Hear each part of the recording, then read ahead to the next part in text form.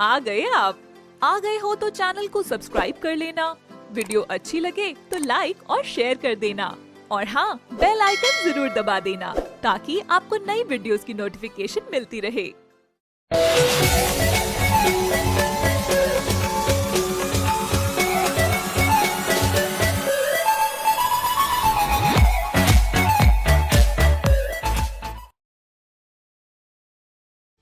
गरीब बाप बेटी की होली। ये कहानी है जोधपुर गांव की, जहां रमेश और उसकी बेटी रिया रहते थे। रमेश की बीवी की मौत काफी साल पहले हो गई थी। जब रिया 2 साल की थी तो उसके मामा चल बसे। फिर उसकी माँ भी अपने भाई के सदमे में मर गई। पर रमेश ने अपनी पत्नी के जाने के बाद अपनी बेटी को कभी भी माँ की कमी महसूस नहीं होने दी। वह उसका माँ और बाप दोनों बनकर ख्याल रखता था। वह गरीब तो था, पर रमेश ने कभी अपने प्यार में कोई कमी नहीं रखी थी। रमेश की छोटी सी मिठाई की दुकान थी, जो ज्यादा अच्छी भी नहीं चलती थी, पर ज्यादा बुरी भी नहीं चलती थी। उनके खाने पीने का खर्च अच्छे से निकल जाता था। फिर रिया थोड़ी बड़ी हुई और सरकारी स्कूल में जाने लगी। एक दिन रमेश अपनी बेटी को कहता है, बेटी रिया, मेरे पास आओ, मैं तुझे स्कूल के लिए तैयार कर देता हूँ।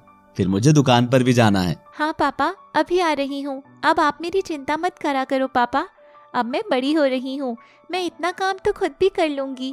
अब आप दुकान पर समय से चले जाया करो।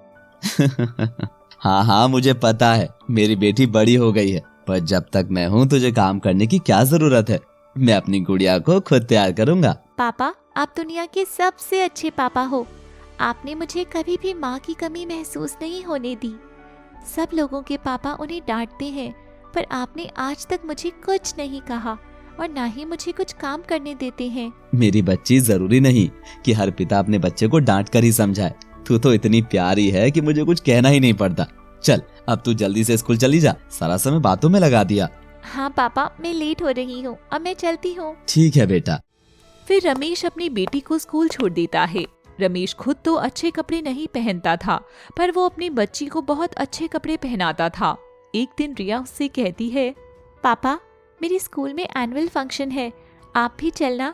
आप कभी भी मेरे फंक्शन में नहीं आते हो। बेटा, मुझे समय ही नहीं मिलता, दुकान इतनी अच्छी नहीं चलती है, इसलिए हर समय ग्राहक की ताक में बैठा रहता हूँ। पता नहीं चलता कब ग्राहक आ जाए। पापा, तो क्या हुआ, एक दिन आप मेरे लिए नहीं आ सकते? पापा, मेरा बहुत मन है कि इस बार आप मेरे फंक्शन में आओ। चल ठीक है, मैं देख लूंगा, अगर टाइम होगा तो मैं आ जाऊंगा। इस बार मैं पक्का ट्राई करूंगा। चल, अब परेशान मत हो। ठीक है पापा, I love you. Love you too मेरी गुड़िया, लव यू टू। और फिर कुछ दिन बाद रिया का फंक्शन आ जाता है। रिया का फंक्शन शुरू हो जाता है, पर वो अपने पापा के इंतजार में बैठी थी और मन में कहती है, पापा अब कब आओगे? पता नहीं कहाँ रह गए। मुझसे तो आपने बोला था कि आप आओगे। रिया बहुत उदास होती है और जैसे ही दूसरी ओर देखती है तो उसके पापा आ जाते हैं। रिया जैसे ही अपने पापा को देखती है वो बहुत खुश होती है और फिर अपने पापा को सब बच्चों से मिलवाती है। दोस्तों, ये मेरे पापा हैं। रिया, तेरे पापा ये कैसे कपड़े पहन रखे हैं और इनमें से तो बदबू भी आ रही है। छी, रिया के पापा कितने गंदे हैं। रिया ये सारी बात सुनकर बहुत गुस्सा हो जाती है और अपने दोस्तों को कहती है, तुम लोग पागल हो क्या? ये मेरे पापा हैं और ये मिठाइयाँ बनाते हैं। तुम मेरे पापा को ऐसे नहीं कह सकते। ये जितना मुझसे प्यार करते हैं कोई नहीं कर सकता। क्या तुम लोगों के पापा तुम्हारे लिए खाना बनाते हैं, घर का काम करते हैं? नहीं ना, पर मेरे पापा करते हैं। तो किसी को कुछ बोलने से पहले सोच लिया करो। कोई बात नहीं बेटा, अपने दोस्तों से लड़ाई मत करो। रिया, अब तू हमसे लड़ाई मत कर। और तुम गरीब लोग ऐसे ही होते हो, बस ज्ञान बांटते हो। तुमको ना कपड़े पहनने आते हैं ना अकल होती है। कम से कम बाहर तो ठीक से जाया करो। शट अप, तुम लोग इस लायक ही नहीं कि मेरे पापा से मिलो। चलो पापा, हम यहाँ से चलते हैं। ये सारी बात सुनकर रिया गुस्से में घर चली जाती है। रिया को बिल्कुल भी अच्छा नहीं लगता कि आज उसकी वजह से उसके पापा की इतनी इंसल्ट हुई, तो वो अपने पापा को कहती है, पापा, मुझे माफ कर देना। आज मेरे चक्कर में आपकी इतनी बेइज्जती हुई है। कोई बात नहीं बेटा, वो सब तो बच्चे थे, बच्चे तो ऐसा कह देते हैं, तू उदास मत हो। नहीं पापा, हम गरीब हैं तो हमें कोई भी ऐसे कहेगा, ये गलत बात है। वैसे भी हम मेहनत का खाते हैं, तो किसी की फालतू बातें क्यों सुने? गरीब होने का ये मतलब नहीं कि सबकी सुने हम। नहीं बेटा, ऐसा मत सोचो।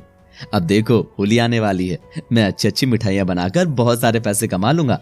तो तुम मुझे बताओ कि इस बार तुम्हें होली पर क्या चाहिए। पापा, मुझे कुछ नहीं चाहिए। वैसे हम होली पर बहुत मजे करेंगे। रमेश होली के लिए नई नई तरह की मिठाई बनाता है और काफी खुश होता है कि होली पर उसका माल काफी बिक जाएगा। पर वहीं दूसरी ओर उसके सामने एक बहुत बड़ा मिठाई का शोरूम खुल जाता है और उसे खतरा होने लगता है कि उसकी मिठाइयाँ बिकेंगी भी या नहीं। पर वह उन्हें स्वादिष्ट बनाने में कोई कमी नहीं छोड़ता। फिर एक दिन रिया अपने पिता की दुकान पर खाना लेकर जाती है और उनसे कहती है, पापा, जब मैं आज आपका खाना लेकर आ रही थी, मैंने देखा कि हमारी दुकान के सामने एक मिठाई का बहुत बड़ा शोरूम खुल गया है। इस बार हमारी मिठाइयाँ होली पर शायद बिकेंगी नहीं, क्योंकि पब्लिक तो बड़ी चीजें देखकर ही दुकान में घुसती है और वह शोरूम काफी सुंदर और अच्छा दिख रहा है। हाँ बेटा, क्या तो तुम सही रही हो, पर मैंने भी मिठाई स्वादिष्ट बनाने में कोई कमी नहीं छोड़ी है। हाँ पापा, आपका तो कोई तोड़ ही नहीं है। आपकी जैसी मिठाइयाँ कोई नहीं बना सकता। लोग बड़ी शोरूम में जाते हैं, पर उन्हें रमेश की मिठाइयों का स्वाद ही पसंद आता है। वो रमेश से ही मिठाइयाँ लेते हैं, जिस कारण बड़ी शोरूम का मालिक रमेश से चिढ़ने लगता है। तो वो अपनी दुकान चलाने के चक्कर में चुपके से जाकर रमेश की मिठाइयों में चूहे मारने की दवा मिला देता है और फिर होली का दिन आ जाता है। रमेश ने जितनी भी नई और स्वादिष्ट मिठाइयाँ बनाई थी वह पब्लिक को बांटनी शुरू कर देता है। पब्लिक जैसे ही मिठाई लेकर जाती है और खाकर देखती है तो उन्हें बहुत ही गंदा स्वाद लगता है और वो मिठाई वापस लाकर रमेश को दे देते हैं। साथ ही गुस्से से उसे कहते हैं, अरे क्या हुआ भाई साहब, आप मिठाई वापस क्यों लेकर आ गए? अरे भाई रमेश, ये कैसी मिठाई बनाई है? आज के दिन ही तुम्हें इतनी गंदी मिठाई बनानी थी, हमारा सारा टेस्ट खराब कर दिया। अपनी मिठाइयाँ तुम ही खाओ। सभी लोग आकर ऐसे ही कहने लगते हैं और बड़ी शोरूम जाकर मिठाइयाँ खरीद लेते हैं। रमेश निराश होकर घर चला जाता है और काफी दुखी होता है। यह बात वह अपनी बेटी को भी बता देता है। उसकी बेटी भी काफी परेशान हो जाती है और दोनों बहुत रोने लगते हैं और रिया अपने पिता से कहती है, पापा, आज होली के दिन हमारी बिल्कुल भी बिक्री नहीं हुई। अब हम होली कैसे मनाएंगे? हमारे पास तो पैसे भी नहीं है। सब पैसे मिठाई बनाने में खर्च कर दिए। बेटा तुम चिंता मत करो, मैं पता लगाता हूँ कि आखिर ये सब कैसे हुआ। फिर रमेश बहुत पता करता है, पर उसे पता नहीं चलता कि उसकी मिठाइयों में बड़ी शोरूम वाले ने चूहे मारने की दवा डाली थी।